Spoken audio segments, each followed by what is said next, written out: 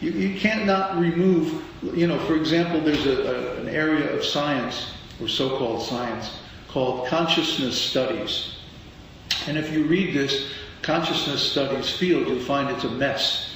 It's just a total mess. Why? Because they're trying to treat consciousness as a separate thing. Like hydrogen and oxygen. And hydrogen and oxygen are elements. And if you take water and you put water through an electric spark, you can separate the two. Or by hydrolysis, you can separate hydrogen and oxygen from water. And then you get these two elements which you cannot separate or break up into anything more fundamental. That's why they're called elements, right? Chemical. So similarly, they're trying to take consciousness and break that apart from the living entity and from all these other things and put it in a test tube and then make experiments. And it can't be done. It's just not going to happen. Because they don't understand the nature of consciousness. The consciousness is always associated with a living entity. It's never separate from a living entity. But the thing is, the living entity, it's a messy thing. It's got all this personality and individuality and conscious drives and unconscious drives and memory and forgetfulness and desires and likes and dislikes. And it's a big mess, isn't it? Well, the reason it's a mess is because you don't understand the structure of the living entity and what's going on inside. Later on in Bhagavad-gītā, Kṛṣṇa gives that structure. He says the mind is higher than the senses. Intelligence is higher than the mind. And the soul is higher than all of them. Right? So therefore, real knowledge is based on the concept of the soul as an eternal, atomic, meaning it cannot be broken down any further, living, conscious, personal being. And because we're persons, we have relationships. You cannot break things down any further than three. Three. Consciousness, the conscious subject, right? The object, or that which consciousness is directed towards, and the quality, or the contents of the consciousness. You can't break things down any further than that. Okay? Just like the Mayavadis are trying to say, no, actually it's all one. Oneness is the real thing. But one means actually zero.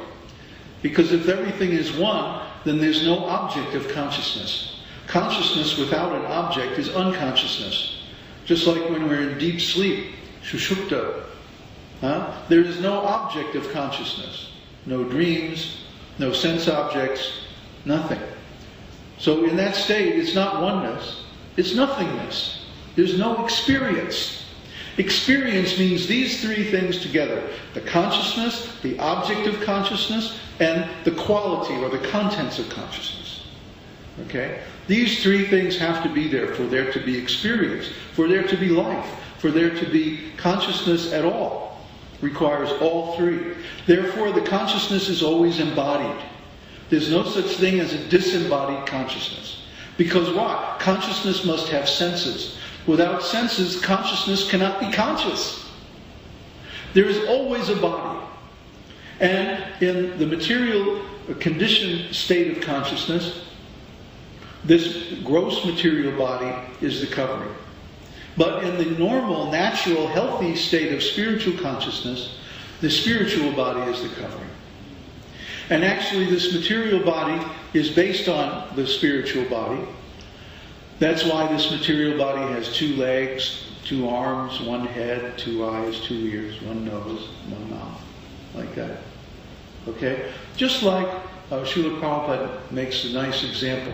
He says, just like if you have a glove, your glove has 5 fingers. Why? Because your hand has 5 fingers. So the covering is the same design as the body that it's supposed to cover. Beautifully simple analogy. Wonderful.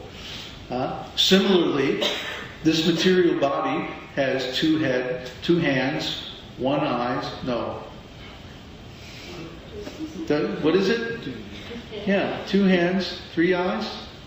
No? 4 eyes? 4 legs? No. What does it have? 2 hands, 10 fingers, 10 toes, 2 legs. Why? Because the spiritual body is like that. Spiritual body is like that, so the covering, the material body is also the same design. Just like the coat and the shirt and the gloves and the hat, they're made to fit, to cover the material body. So Kṛṣṇa says, just like one puts on and takes off garments, the soul is changing bodies. But is it so simple? Yes, it really is that simple. So this analogy actually comes from Kṛṣṇa. Just like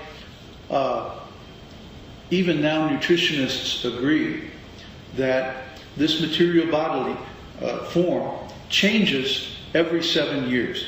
Every molecule, every cell, every part, except maybe some bones and some nerve cells deep in the brain, are replaced every 7 years. So every 7 years we have a new body.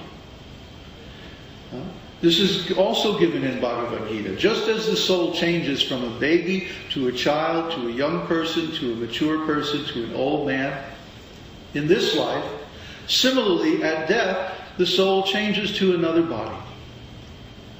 It's the same kind of change, except it's happening all at once instead of a little bit at a time. Why don't we notice the body changing during this life? Because it happens gradually, one little cell at a time.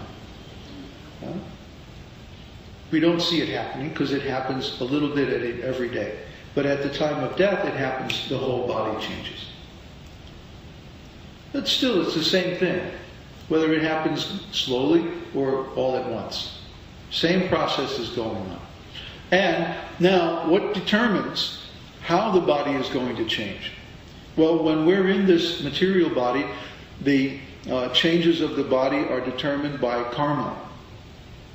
The law of karma, which if you study astrology is really all about the law of karma. What's going to happen next? Well, what planetary period are you going in? And what things are going to be like? And as you go through life, you see these things change. And they also change like that. Slowly, most of the time slowly, sometimes very fast. But gradually, you reach a point where this body is completely different than the body you had even just a few years ago. Things are different. Life is different. People treat you differently.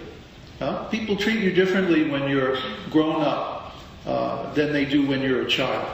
They expect different things of you. Similarly, when you become mature, when you become middle-aged, when you become old, people treat you differently depending on your material condition and situation. But all of this is simply material, and therefore it's temporary. One of the most important verses in Bhagavad-gītā comes right in the beginning of the 2nd chapter, 2:16. Kṛṣṇa says, sages have determined that whatever is existent is eternal, and whatever is temporary is actually non-existent. This, the sages have determined by studying the nature of both. This is more now. Kṛṣṇa is now speaking on a more general level. Before he was speaking about the body and the soul, but now he enlarges this to a more general statement that, generally speaking, things which are eternal are real. They really exist. And things which are temporary only partially, only sort of exist. Actually, they're non-existent. Just like 100 years from now, where's this body going to be? Non-existent. Right? And 100 years ago, where was this body? Non-existent. So most of the time, this body does not exist. This body only exists for a small segment of time in the middle, so to speak. But in the future and in the past, it does not exist. So actually, most of the time, it's non-existent. Similarly, material conditions come and go. Today, it's nice and clear. The other day, it was cloudy and rainy. In a few days, it'll be hot. Everybody will be swatting flies. Sweating. What happened to the winter? Well, time. It went away. That means it's not really real. Those things that are really real stick around eternally, like consciousness, our old friend consciousness. The symptom of the spirit soul is consciousness. Because in all conditions of life, waking, sleeping, dreaming, moving, working, ill health, good health, old age, young age, there is consciousness. Whether the consciousness is filled with nonsense or it's filled with, Vedic truths, it's still the same consciousness. Just like whether the sky is cloudy or the sky is clear, it's still the same sky.